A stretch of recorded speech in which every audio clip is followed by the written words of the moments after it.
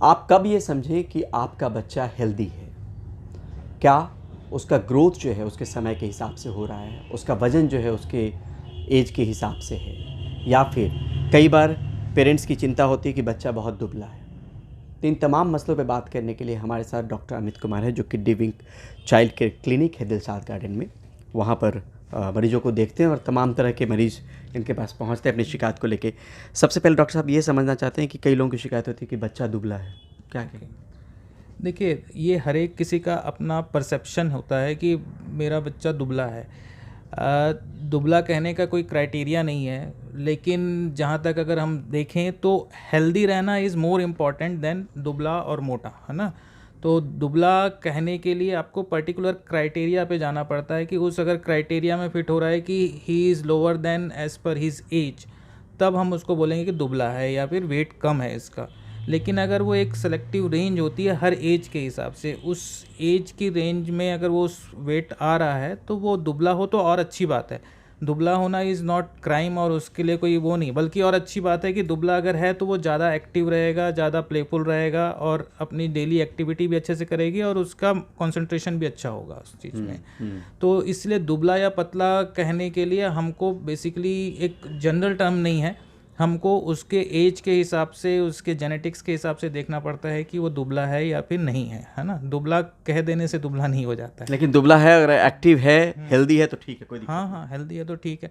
अब जैसे मैं आपको जनरल एक वो दे देता हूँ, आइडिया दे देता हूँ कि किस तरह से आप डिफाइन कर सकते हैं एक जनरल पब्लिक के लिए कि हाँ भाई, हमारा बच्चा सही में दुबला है या हमको डॉक्टर से कंसल्ट करने की ज़रूरत है या नहीं है। वो उसके लिए एक नॉर्मल सा आपको मैं एक आइडिया दे देता हूँ, ताकि आप उसके हिसाब से हम डिसाइड कर सके कि हाँ भाई, बच्चा दुबला है या नहीं है जी। और वैसे भी या आजकल उसका ग्रोथ सही हो रहा है कि नहीं सही हो रहा है कि नहीं, बेसिकली ग्रोथ देखना पड़ता है हमको जी। तो अगर हम नॉर्मल इंडियन पब्लिक की बात करें तो as compare to western countries, यहाँ पे बर्थ वेट और ओवरऑल बॉडी वेट, हाइट कम ही होते हैं। ये एक जेनेटिक्स पे डिपेंड करता है ना। तो जो एशियन जेनेटिक्स है वो as compare to western genetics, यहाँ पे वेट कम ही मिलेगा, हाइट कम ही मिलेगी आपको। तो आप वेस्ट के कंट्रीज से अपने बच्चे को कंपेयर नहीं कर सकते, है ना। वहाँ के जेनेटिक्स के हिसाब से उनकी ग्रोथ हो रही होती है, तो हम यहाँ के बच्चे को यहीं के जेनेटिक्स के हिसाब से कंपेयर करेंगे। दूसरी बात कि अगर पेरेंट्स की हाइट, पेरेंट्स का वेट, पेरेंट्स की genetics is main determining factor, जो कि सबसे ज़्यादा ज़रूरी होती है, जिसके हिसाब से बच्चे की ग्रोथ होती है। अगर मान लीजिए पेरेंट्स दुबले पतले हैं और वो बचपन से ही दुबले पतले चल रहे हैं, तो बच्चे के चबी होने के चांसेस कम रहते हैं। ऐसा नहीं बोल रहा हूँ कि नहीं होगा, हो तो सकता है वो भी चबी या फिर मोटा हो सकता है, लेकिन प्राइमरी डिसाइडिंग फैक्टर जेनेटिक्स होता है। अगर पेरेंट्स में थिन लिन वाले जीन्स हैं तो वो उसके हिसाब से बच्चा पतला है दुबला ही चलेगा, भले ही आप कितना खिला लो। लेकिन समटाइम्स वो अच्छा हेल्दी या ओबीज होने के चांसेस भी रहते हैं, क्योंकि आजकल फर्स्ट प्राइमरी फैक्टर तो जेनेटिक्स है, सेकंड फैक्टर आपका न्यूट्रिशन आ जाता है कि आप न्यूट्रिशन में क्या खा रहा है। आजकल जंक फूड और ये सब फास्ट फूड की भरमार है, तो इनिशियली बच्चा पतला चल सकता है, लेकिन later on after 5-6 year 10 years वो फिर ओबेसिटी की तरफ शिफ्ट होने लग जाता है। तो हमने कई बच्चे देखे हैं जो इनिशियली लीन एंड थीन चल रहे होते हैं, मदर्स और पेरेंट्स बहुत परेशान रहते हैं कि हमारे बच्चे की ग्रोथ नहीं हो रही, 4 साल 5 साल 6 साल तक वो परेशान है कि ग्रोथ नहीं हो रही है, मोटा नहीं हो रहा है। और फिर जब बाद में बच्चा अपने हिसाब से खाना पीना स्टार्ट कर देता है, जंक फूड खाता है, तो वो बहुत खुश होते हैं कि खा रहा है, फिर पता चलता है 10 साल तक पहुँचते पहुँचते वो ओबेसिटी की कैटेगरी में चला गया।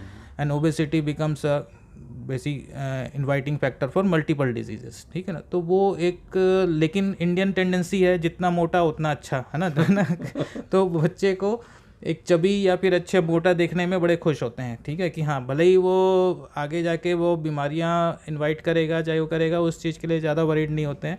वो सोचते हैं कि जितना चबी रहे उतना अच्छा है। तो ये चीज़ें हैं।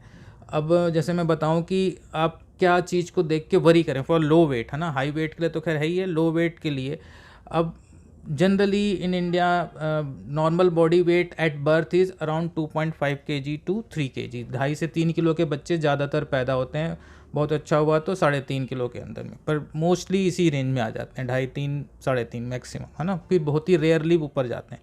तो अगर कोई बच्चा 3 किलो के आसपास का बर्थ है तो हम उसका on an average 3 times of birth weight लेते हैं एट 1 ईयर, ठीक है। मतलब तो 9 किलो के आसपास का 9 हो किलो जाएगा के अगर 3 किलो आसपास, का हाँ, अगर 3 जन किलो का गया अगर बच्चा हुआ है तो वो 9 किलो के आसपास होगा एट 1 ईयर।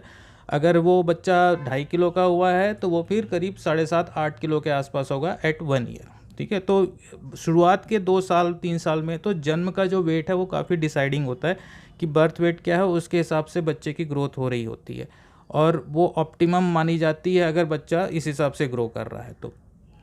और फिर जैसे कि 1 साल में हमने बताया कि 9 kg, 2 साल पहुँचते पहुँचते 11 से 12 किलो के आसपास का वेट हो जाता है जो 3 किलो का बच्चा हुआ है। ठीक है, 2 साल पे अगर आपका बेबी 11-12 किलो के आसपास है तो कोई परेशानी की बात नहीं। इवन 10 kg से ऊपर हो तब भी इंडिया में चल जाएगा अगर वो 2.5 किलो का पैदा हुआ है तो। ठीक है, तो ये है। फिर उसके बाद 4 साल तक पहुँचते पहुँचते बच्चे का वेट 15-16 किलो तक हो जाता है, 15-16 kg एट 4 ईयर्स। साथ में हम अगर हाइट भी देखें तो 4 ईयर्स पे 100 सेंटीमीटर हाइट, मतलब लगभग 3 फुट से थोड़ा सा ज़्यादा, 3.25 फुट के आसपास उसकी हाइट हो जाती है। और 5 साल पे अगर हम देखें तो 18 kg वेट होना चाहिए और 106-7 सेंटीमीटर हाइट होनी चाहिए। तो 4 साल 5 साल के बाद हर साल आप मान के चलिए 2 से 3 किलो वेट गेन होना चाहिए और हर साल 5 सेंटीमीटर या 6 सेंटीमीटर आसपास हाइट बढ़नी चाहिए। तो इस हिसाब से देखें तो हम 10 साल तक पहुँचते पहुँचते लगभग बच्चे का वेट 30 किलो के आसपास होना चाहिए, 30-32 किलो इज़ गुड इनफ। और हाइट करीब करीब होनी चाहिए 135-40 सेंटीमीटर के आसपास, 135 सेंटीमीटर इज़ गुड, है ना। तो वो अगर उसके आसपास 10 साल पे पहुंचता है तो फिर 10 साल के बाद ऑन एन एवरेज बॉयज़ हो या गर्ल्स हो, गर्ल्स में थोड़ा जल्दी ग्रोथ का स्पर्ट आता है, बॉयज़ में थोड़ा सा लेट से आता है।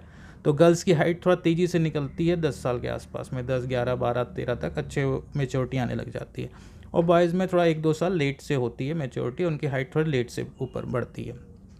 13 साल पे हम जनरली 5 फुट का होना चाहिए बच्चा, 13 ईयर्स पे 5 फुट से ऊपर हो जाना चाहिए। अगर 13 ईयर्स 12 ईयर्स 13 ईयर्स तक वो 5 फुट से ऊपर हो गया तो उसकी हाइट अच्छी ही मानी जाएगी इंडियन पर्सपेक्टिव के हिसाब से। और वेट अप्रॉक्सीमेटली 45-50 kg के आसपास हो जाना चाहिए। तो ये एक मोटा मोटी आइडिया है कि इस हिसाब से आप बच्चे की अपनी ग्रोथ देख लीजिए। अगर बहुत कम चल रही है, मान लो 1 साल पे उसका वज़न 8 किलो से भी कम है, 2 साल पे उसका वज़न 10 किलो से भी कम है, 5 साल पे उसका वज़न 15 किलो से भी कम है, 14 किलो है या 15-16 किलो से आ रहा है, तो ये लो वेट में तब कंसीडर किया जाएगा। बट इसमें हमको फिर जेनेटिक्स प्लस न्यूट्रिशन, ये दोनों चीज़ों को हमको देखना पड़ेगा। प्लस कोई और बीमारी भी तो नहीं है बच्चे में, अगर बच्चा अदरवाइज़ हेल्दी है, सब चीज़ें हैं, तो और कोई बीमारी तो नहीं है, वो उनके बारे में हमको सोचना पड़ता है। लड़का और लड़कियों को लेके अलग अलग चार्ट भी बने हुए हैं डॉक्टर साहब, हमने देखा। तो मोटे तौर पे अगर ये अगर संक्षेप में अगर बता पाएँ कि लड़का और लड़कियों को लेकर जो चार्ट है वो ग्रोथ का क्या रेशियो है? देखिए, इनिशियल ईयर्स में ज़्यादा डिफरेंस नहीं आता। इनिशियल 4-5 ईयर्स तक दोनों बच्चों की, बॉयज़ हो या गर्ल्स हो, ग्रोथ ऑलमोस्ट सेम चल रही होती है। जब धीरे धीरे अब 6-7 साल 8 साल के आसपास पहुंचते हैं तब उनमें ग्रोथ में थोड़ा सा डिफरेंस आना स्टार्ट हो जाता है। थोड़ा गर्ल्स की हाइट और weight as compare to boys 1-2 centimetre height कम रहती है, 1-2 किलो के आसपास वेट कम रहता है जेनेटिकली, क्योंकि बॉयज़ और गर्ल्स में हार्मोनल डिफरेंसेस होते हैं, बॉडी मास में डिफरेंस होता है, मस्कुलर मास में डिफरेंस होता है। तो इसकी वजह से हाइट और वेट में डिफरेंस आता है, जो कि आगे बढ़ते बढ़ते एडल्ट्स तक पहुँचते पहुँचते भी जाहिर हो जाता है कि हाँ भाई, एडल्ट का एवरेज वेट 55-60 किलो होता है बॉयज़ का, और गर्ल्स का 45-50 kg होता है। बॉयज़ की हाइट भी थोड़ी ज़्यादा होती है, जैसे इंडिया में गर्ल्स की height on an average 5 foot से 5.5 फुट के बीच होती है, और बॉयज़ की हाइट 5.5 फुट से 6 फुट के बीच में ऑन एन एवरेज ज़्यादातर में होती है। तो ये जेनेटिक्स का डिफरेंस है, मेल और फीमेल पैटर्न में डिफरेंस है, जो कि शुरुआत में तो सेम रहती है, लेकिन जैसे जैसे प्यूबर्टी आनी होती है 7-8 साल 9 साल के बाद से, तब धीरे धीरे करके दोनों में डिफरेंस आते जाता है। और अल्टीमेटली बॉयज़ या मेल की हाइट ज़्यादा होती है, वेट थोड़ा ज़्यादा होता है, और गर्ल्स की हाइट और वेट थोड़ी कम। अगर इसी को हम थोड़ा सा आकलन करके ये बताएं कि किन माता पिता को थोड़ा सा चिंतित होने की ज़रूरत है, अगर वो क्या सिम्टम दिखें तो डॉक्टर से ज़रूर कंसल्ट कर लें, अगर इस ग्रोथ चार्ट के हिसाब से जी, या दुबला पतला के हिसाब से अगर हम कुछ कहें। हमको जैसे हमारे जब मरीज होते हैं, हम उनको जनरली ग्रोथ चार्ट में प्लॉट करते हैं उनकी हाइट को, वेट को, तो पर्टिकुलर एज के हिसाब से ग्रोथ चार्ट के कर्व्स बने होते हैं, है ना, जिसमें कर्व के हिसाब से बच्चे डिसाइड करते हैं कि वो उस कर्व में ठीक चल रहा है कि नहीं। हर एक बच्चे का एक ग्रोथ कर्व होता है, इनिशियली थोड़ा हाइट होती है, फिर ऐसे घूम के फिर उस तरह से ऊपर जाता है कर्व। तो हर साल या हर 6-6 महीने पे बच्चे की हाइट और वेट को चेक किया जाता है और उस ग्रोथ प्लॉट पे किया जाता है। अगर बच्चे की पर्टिकुलर जैसे बताया मैंने कि हर साल करीब करीब 4 साल के बाद हर साल उसकी 5 से 6 सेंटीमीटर हाइट बढ़नी चाहिए, 2 से 3 किलो वेट बढ़ना चाहिए, इस तरह से उसका ग्रोथ चलता है आगे। अगर बच्चे में स्टैटिक हो गया है, मान लो आज भी इस साल 15 किलो वेट था, है ना, 4 साल का बच्चा है, इस साल 15 किलो वेट था और उसकी हाइट थी उसकी 95 सेंटीमीटर मान लीजिए, ठीक है। अब अगले साल 5 साल का हो गया, 5 साल के बाद भी उसका 15 से सिर्फ 16 किलो वजन हुआ और उसकी हाइट भी 95 से 95 से बढ़ के 98 या 100 भी नहीं हुई, 98 99 ऐसे हुई। तो दैट मीन्स कि डेफिनेटली इस 1 साल के अंदर बच्चे के ग्रोथ में प्रॉब्लम हुई है और ये न्यूट्रिशन की प्रॉब्लम हो सकती है या कोई बीमारी हो सकती है जिसके। और मान लो आप अगर 1 साल में आपको अलार्मिंगली ये लगता है कि ग्रोथ का पैटर्न इसका फ्लैट हो रहा है, मतलब इसकी ग्रोथ ऐसे ऊपर जानी चाहिए, ऊपर ना जाके फ्लैटनिंग हो रही है उसके कर्व में, तो दैट इज़ अलार्मिंग कि हाँ हमको समझ में आता है कि यहाँ पे बच्चे में कुछ गड़बड़ हुई है, या तो बीमार पड़ा है बहुत ज़्यादा, या उसकी इम्यूनिटी डाउन हुई है, या फिर उसके अंदर कोई ना कोई प्रॉब्लम अराइज हुई है। तो हमको फिर उसको फाइंड करना पड़ता है, उसके हिसाब से उसको ट्रीट करना पड़ता है। जो इस तरह के बच्चे आते हैं आपके पास, क्या कोई ऐसा दिखा है कि कॉन्स्टिपेशन भी एक बड़ा इशू रहता है इनके ग्रोथ को लेकर? ऐसा कुछ दिखा है जो आपकी फाइंडिंग्स होगी 20-22 साल 25 साल के करीब? एक्चुअली होता है यही। देखो, nutrition is very important thing, है ना। न्यूट्रिशन को लेके बहुत सारे कॉन्सेप्ट्स हैं, बहुत सारी अलग अलग तरीके की अप्रोच होती है सभी की, बट ओवरऑल क्रक्स में देखें तो nutrition is very important part for growth. और जनरल पब्लिक को यही लगता है कि हम तो खाना खिला रहे हैं और खाना खा रहा है बच्चा तो ग्रोथ तो होनी चाहिए करके, है ना। But body is very smart, है ना। बॉडी उसके हिसाब से नहीं रिएक्ट करती है, बॉडी में क्या न्यूट्रिशन किस प्रोपोर्शन में जा रहा है और कितना उसको बॉडी से काम लिया जा रहा है और उसके हिसाब से कितना उसकी फुलफिलमेंट हो रहा है, ये चीज़ें बहुत मायने रखती है ना। अगर बच्चा कितना एक्टिव है, कितना उसका वर्क कर रहा है अपने बॉडी से, और उसके हिसाब से उसको न्यूट्रिशन में क्या प्रोवाइड हो रहा है, it is all together a different thing. लेकिन nutrition is very important part और उस पर ध्यान देने की ज़रूरत है। हाई एनर्जी वाले food, high protein diet, high fibre वाले डाइट, ये खाने में बहुत ज़रूरी है। अब आज के डेट में क्या हो रहा है कि न्यूट्रिशन के नाम पे बच्चा जंक फूड्स या fast food is part of daily life, है ना। चिप्स तो खाएगा ही जी, चॉकलेट तो खाएगा ही जी, बिस्किट तो खाएगा ही जी, है ना, और केक पेस्ट्री वगैरह खाएगा ही। मतलब ये चीज़ तो नॉर्मल पार्ट ऑफ लाइफ ही है। इतना एड्स आते हैं, इतनी सारी चीज़ों आसपास अवेलेबल रहती है, दुकानें हर जगह खुली हुई हैं, छोटे छोटे 10-10 रुपए के पैकेट्स में हर चीज़ अवेलेबल है, और बच्चे के लिए अट्रैक्शन बनाया जाता है, उसको कलरफुल उसके पैकेजिंग की जाती है और एडवर्टाइजमेंट इतने किए जाते हैं कि बच्चा तो डिमांड करेगा ही करेगा, ठीक है। तो इन सब चीज़ों का खपत या इन सब चीज़ों का इंटेक बहुत बढ़ गया है बच्चों में, और इसकी वजह से बच्चे ये चीज़ें खा के पेट भर लेते हैं या इनको खाते हैं, और न्यूट्रिशन के नाम पे इनमें कुछ नहीं होता, ज़ीरो होता है, एम्प्टी कैलोरीज होती हैं बस। और इसकी वजह से ग्रोथ हैम्परिंग होना, या तो बच्चा माल न्यूट्रिशन में चला जाएगा एकदम लो वेट में, या फिर उसकी बॉडी में अगर उस तरह के जीन है कि ओबेसिटी की तरफ जाना है तो ओबीज होने के चांसेस बहुत ज़्यादा हो जाते हैं। नमक और चीनी कितना होना चाहिए बच्चों के डाइट में? ये बहुत बर्निंग टॉपिक है आज के डेट में कि नमक और चीनी कितना होना चाहिए, बट सिंपल रूल है इसका कि देखिए, आर्टिफिशियल शुगर या आर्टिफिशियल जो रिफाइंड शुगर होता है ना, ये this is a clear cut source of empty calories, है ना। सिर्फ इसमें कैलोरी जाती है और कोई और न्यूट्रिशन नहीं जाता है, that's why refined sugar is band, है ना। अब वही रिफाइंड शुगर को अलग अलग नाम से भी कंपनियां अपने खाने में, अपने उसमें पैकेजिंग में इंट्रोड्यूस करती हैं, डालती हैं। अब रिफाइंड शुगर ऐसी चीज़ है जिसके बिना खाना टेस्टी नहीं होता, है ना। जिनके बिना उनके जो पैकेट्स हैं फूड है वो टेस्ट नहीं होगा और वो लोग उनको लाइक नहीं करेंगे। तो कंपनियां नाम बदल के चाहे अलग फॉर्म में वो रिफाइंड शुगर यूज़ करती है, जिससे कि उनका खाना और उनका जो प्रोडक्ट है वो टेस्ट बढ़े और लोग उनको खाएं ज़्यादा भी के। दे आर इंडस्ट्रियलिस्ट, तो उस हिसाब से सोचेंगे। But it is the parents और जो अभिभावक हैं उनको डिसाइड करना है कि वो अपने बच्चे को क्या दें क्या ना दें। Refined sugar is definitely harmful, ठीक है, because it causes sugar spike, है ना। वो सीधा सिर्फ शुगर स्पाइक तुरंत करता है, जो कि बाहर से कुछ नज़र नहीं आता है ना। तो वो आपके शुगर को जब हाई स्पाइक करेगा तो डेफिनेटली आपके अंदर जो इंसुलिन सिक्रेटिंग बीटा सेल्स होती हैं वो ओवर वर्क करना पड़ता है, और बार बार शुगर स्पाइक होगा तो बार बार उनको वर्क ज़्यादा करना पड़ता है, जिससे कि उनके इंसुलिन रेजिस्टेंस होने के चांसेस बढ़ते हैं और डायबिटीज़ में अल्टीमेटली ये कन्वर्ट होता है।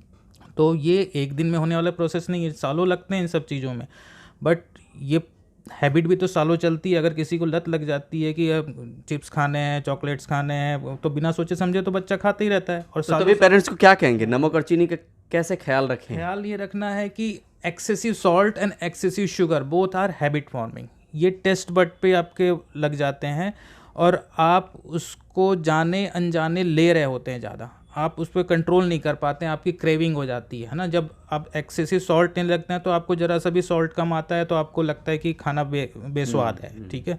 वैसे ही शुगर का है कि खाना खाने के बाद इंडिया है तो मीठा हो जाए, कुछ तो मीठा खा नहीं है तो है ना। तो ये तो बड़ों की बता रहा हूँ, बच्चों में भी रहता ही है कि मीठा खाना है, तो जाने अनजाने बच्चा मीठा खा ही रहा है। इंडियन जितनी स्वीट्स हैं सब में तो शुगर ही डला होता है, तो स्वीट तो है ही है। अब हमको ध्यान ये रखना है कि स्वीट एंड शुगर एकदम बैन तो नहीं है, ठीक है। बच्चा एक्टिव खेलता होता है तो दे सकते हैं, but it should not be excessive sweet intake और एक्सेसिव सॉल्ट इनटेक। अब एक्सेसिव कब बोलें? अब बच्चा ठीक है कभी चॉकलेट खाएगा ही, कभी चिप्स खाएगा ही, ये सब खाएगा, but it should not be a daily habit. जो हम जनरल इंस्ट्रक्शन देते हैं कि हाँ भाई ये डेली हैबिट नहीं होनी चाहिए। कभी ओकेजनली खा रहा, हफ्ते में एक आध बार कभी खा लिया बच्चे ने, या फिर 10-15 दिन में एक आध बार खा लिया, तो दैट इज़ एक्सेप्टेबल, है ना, खा सकता है। लेकिन अगर कोई बच्चा रोज़ ही चॉकलेट्स खा रहा है, रोज़ ही चिप्स खा रहा है, रोज़ ही केक पेस्ट्री खा रहा है, दिन में 2-2 3-3 बार खा रहा है, तो ये गलत है। दूसरा, इंडियन मार्केट्स में जूस के नाम पे जो शुगर परोसा जाता है वो भी बहुत हार्मफुल है, ठीक है। अक्सर देखा जाता है कि 100% रियल जूस या 100% बी जूस, समथिंग लाइक दैट, कि इसमें 100% जूस है। वो मार्केटिंग गिमिक्स हैं ना, वो मार्केटिंग करने के लिए फ्रूट जूस को सिर्फ थोड़ा सा आप ऐड करते हैं, बाकी टाइम आप शुगर ऐड करके उसको 100% फ्रूट जूस के नाम पे बेच देते हैं। दैट इज़ वेरी रॉन्ग, है ना। उसमें फ्रूट जूस के नाम पे कुछ नहीं होता है। मेरी पेरेंट्स से यही एडवाइस है, अगर आप बच्चे को फ्रूट जूस ही देना चाहते हैं तो जूस मत दीजिए, आप कंप्लीट होल फ्रूट दीजिए।